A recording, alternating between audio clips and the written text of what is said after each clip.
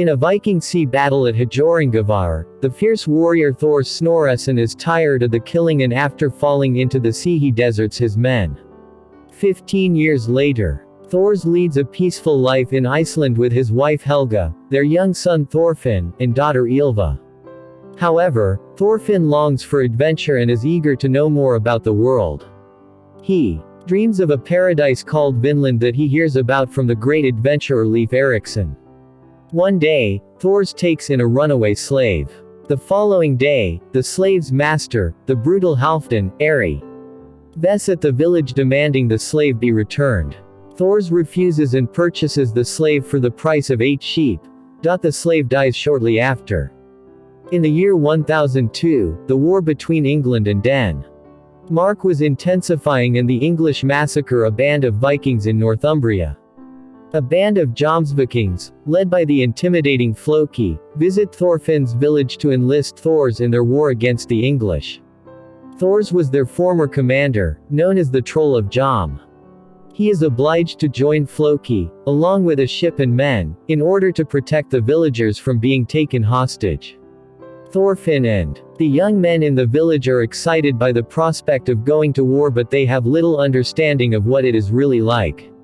Meanwhile, in the Faroe Islands, Floki conspires with Askeladd to slaughter Thors and his crew once they arrive, as punishment for deserting 15 years earlier. Askeladd, the leader of a band of 100 Vikings, bargains with Floki and demands double the price to kill Thors.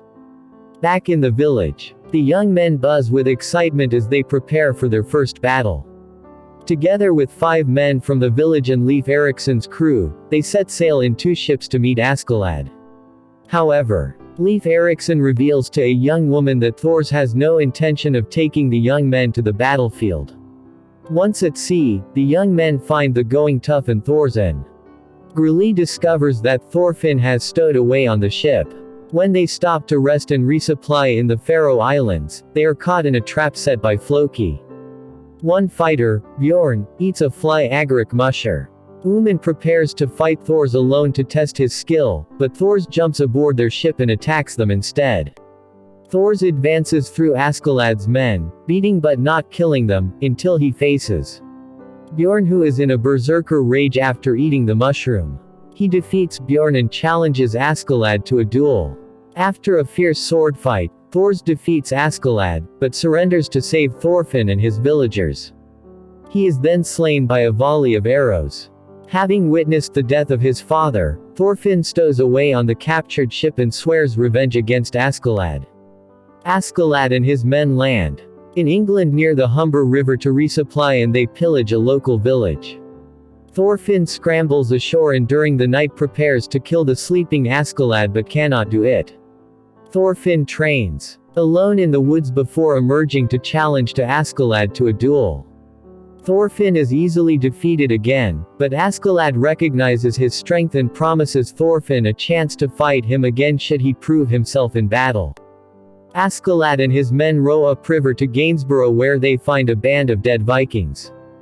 Thorfinn follows along, sickened by the stench of death in the air. Askeladd strike as they deal with the Danish forces to join their campaign to conquer England for money and spoils. That night the English attack them, firing volleys of arrows into their camp, killing a number of men before they retaliate. Thorfinn tries to enter the battle and is trapped by an English swordsman, but Thorfinn is saved by Askeladd.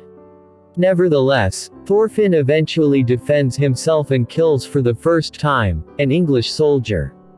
Thorfinn joins Askeladd's band, and over the following years he hones his fighting skills. He becomes a ruthless fighter with his short sword, eager for a rematch against Askeladd.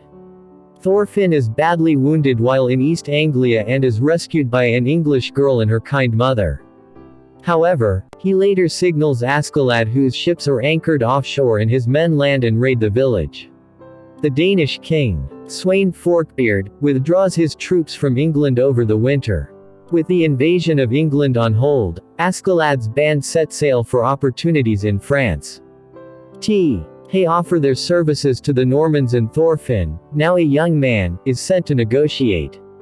Their plan goes well and Askeladd's band loot the treasury of the fort and Thorfinn delivers the head of their leader to Askeladd. Askeladd finally agrees to honor his bargain to duel with Thorfinn. Askeladd and his men return to the money-hungry feudal Lord Gorm's village on the Jutland Peninsula with the spoils of their adventures. Thorfinn has a rematch with Askeladd, only to be defeated when Askeladd goads him into making an angry, reckless attack. In the year 1013, the Danish king Sweyn leads an invasion of northern England. With Danish forces and Viking mercenaries such as Askeladd landing near Gainsborough, but they come to a halt at the heavily defended merchant city of London. The Danish forces are stopped at the fortified London Bridge, guarded by Thorkel the Tall, a fearsome Dane who is supporting the English.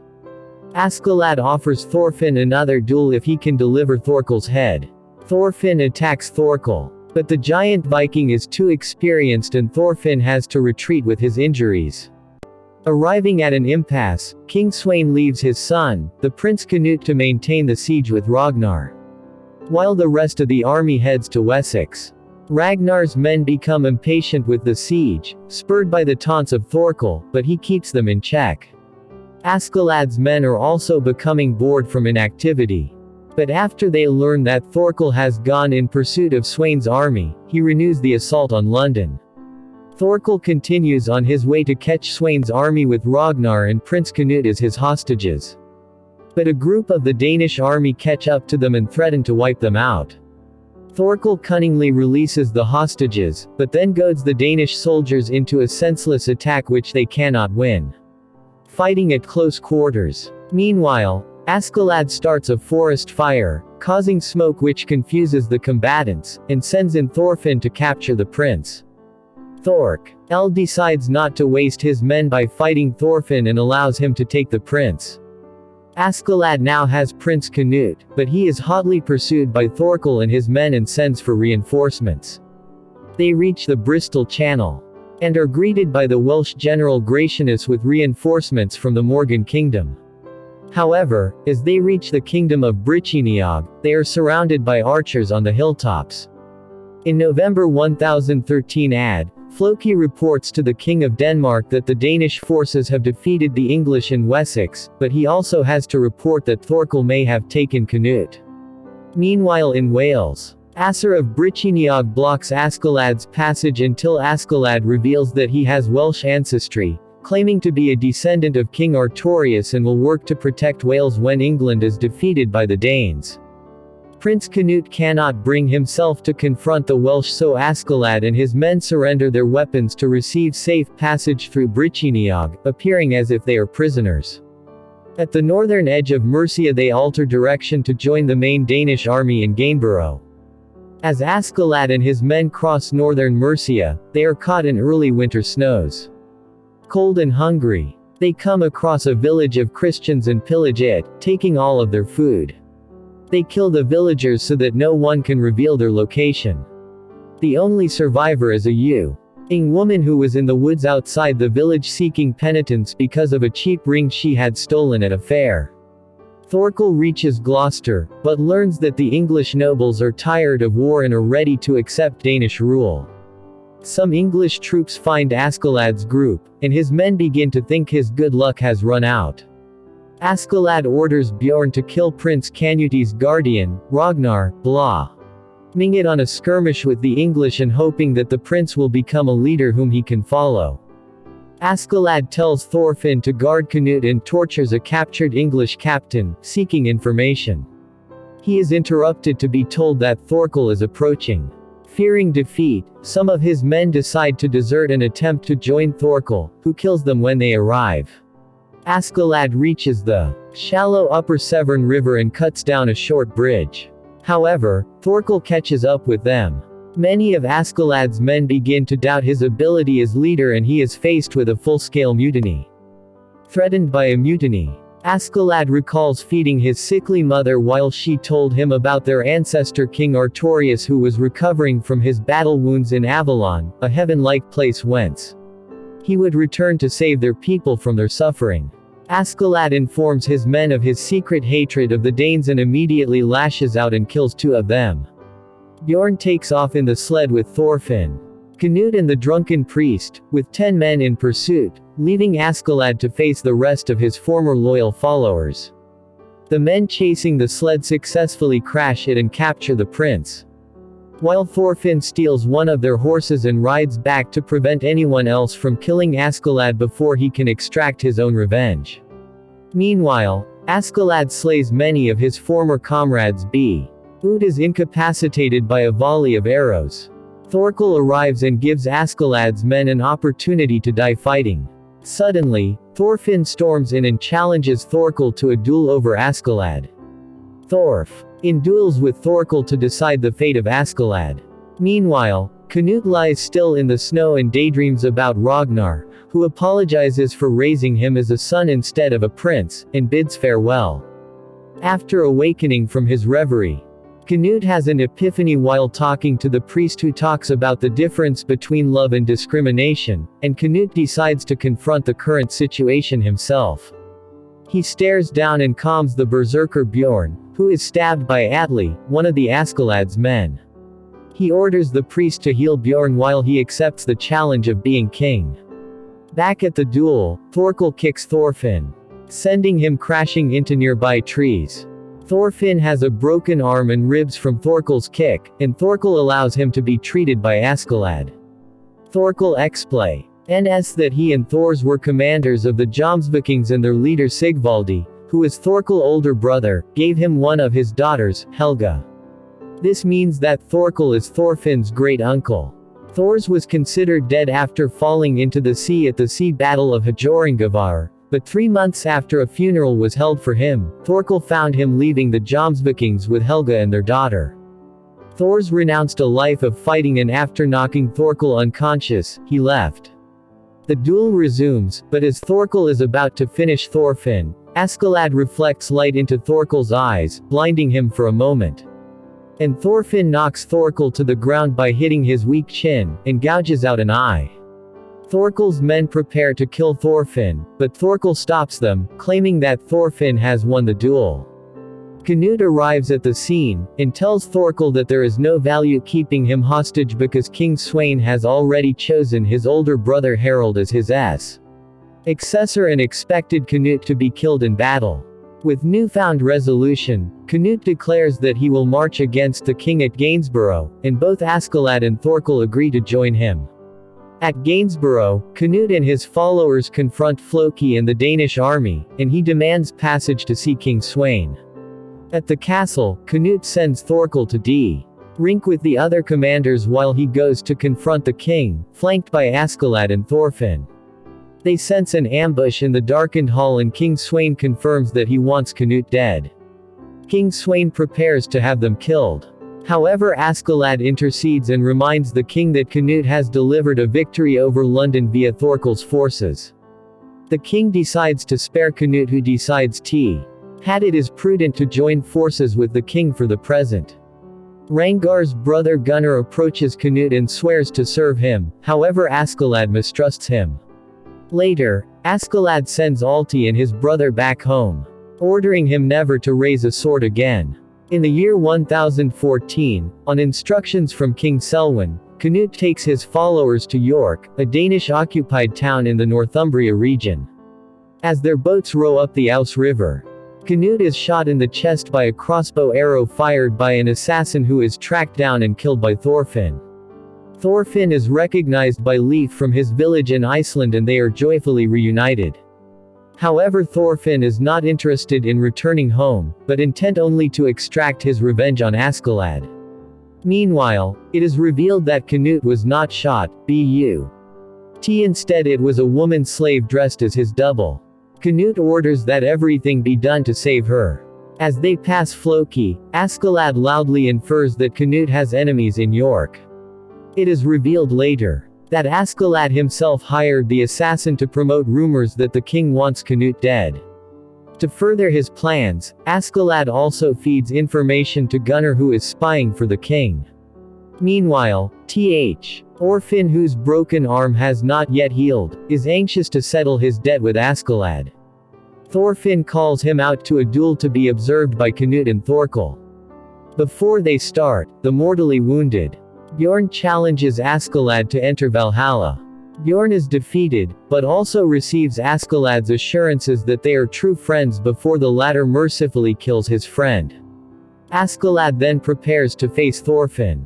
Thorfinn and Askeladd prepare to duel, however Askeladd surprisingly throws away his sword. Thorfinn angrily attacks him, but he is no match for Askeladd, who has fought with him over a dozen times and knows his moves and weaknesses. Askeladd beats Thorfinn into unconsciousness, and Canute stops the fight when Askeladd has delivered the winning blow. Askeladd then recounts his upbringing as the son of a slave woman, who attracted the attention of his Viking father Olaf because of his fighting skills. He eventually took revenge and killed Olaf, but cast suspicion on another son who was executed for the murder. He details his contempt for the attitude of the Vikings who live only for battle, conquest and revenge. He chides Thorfinn for having learned nothing while Askeladd exploited the boy for his own ends. Canute asks Askeladd why he supports him, and Askeladd simply replies that Canute is the one most fit to be king of the Vikings. While in York, King Sweyn convenes the Imperial Council. But the situation is tense among the Danish leaders following the assassination attempt on Canute. Sweyn addresses the elders of Denmark, and after announcing the successful Viking conquest of England, he openly praises Canute and Thorkel. He hands control of Mercia, the most prosperous part of England, to Canute and then announces preparations for an attack on Ireland in revenge for the humiliation of King Harold by Brian Boru. Askeladd believes his strategies for Canute's ascendancy have worked, however he is horrified when Sweyn also announces his intention to subdue Wales in the coming spring because he believes they are sowing the seeds of rebellion. Meanwhile, the badly beaten Thorfinn is thrown in jail after creating a disturbance in the street. Leif Erikson visits Thorfinn in jail, and promises to return him to Iceland and then on to the warm and fertile Vinland. Back at the Imperial Council, Floki tells Sweyn of Askeladd's reaction to the announced attack on Wales, which he believes shows a weakness for the Welsh. Askeladd vainly tries to think of a plan to thwart the king and confesses to Thorkel that his mother was Welsh, but swears him to secrecy. Askeladd is then called before the king, and wonders why his luck always deserts him at the 11th hour. While Askeladd receives his reward for saving Prince Canute, he daringly questions King Sweyn's order to subjugate his own homeland of Wales. Askeladd justifies his statement by saying that the poor mountainous country of Wales is not worth the cost to conquer, and offers to broker a peace instead. Surprisingly, Sweyn accepts Askeladd's counsel, but then forces him to choose between Wales or Canute. If he chooses Wales, he must deliver the head of Canute. Meanwhile, Leif Erikson almost convinces the badly beaten Thorfinn to sail away with him, but the youth returns to the Imperial Council. Sweyn's offer proves too much for Askeladd, who openly insults the king and denounces him. He reveals that his real name is Lucius Artorius Castus, and claims to be the legitimate heir to rule Britannia. Floki tries to save the king, but Askeladd beheads Sweyn before anyone can move and then fights alone against the Danish soldiers. Canute realizes that Askeladd is acting to protect him, but Thorkel reminds the prince that Askeladd is his man, so Canute steps forward and kills Askeladd with a stab to the heart. Thorfinn arrives only to have Askeladd die in his arms. Angry at missing his last chance to duel with Askeladd, Thorfinn attacks and cuts Canute in distress and despair, but Canute takes charge and claims command of the Viking army and the rule of England. Thorfinn is dragged away, and as he drops his knife in the chaos, his erstwhile journey flashes in the blade's reflection. The episode ends with shots of several previously unseen characters in various locations.